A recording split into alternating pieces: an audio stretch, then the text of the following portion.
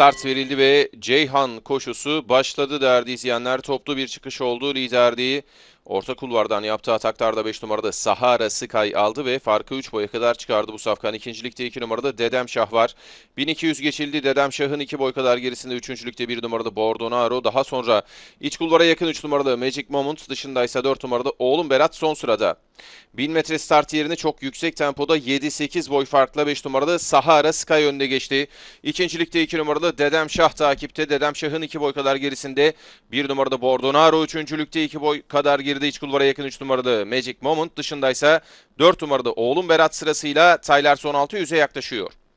5 numarada Sahara Sky 5-6 boy farklı liderliğini sürdürüyor. İkincilikte yine 2 numarada Dedemşah takipte.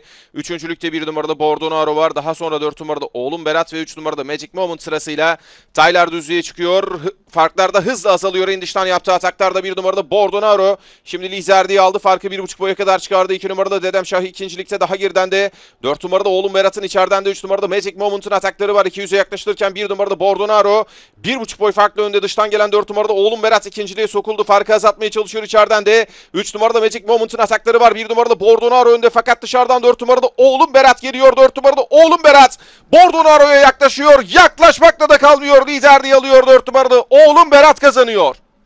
1 numaralı Bordonaro ikinci, 3 numarada Magic Moment üçüncü, 2 numaralı Dedemşah'ta dördüncü oldu. 4 numarada Oğlum Berat Ceyhan koşusunu Selim Kaya ile kazandı.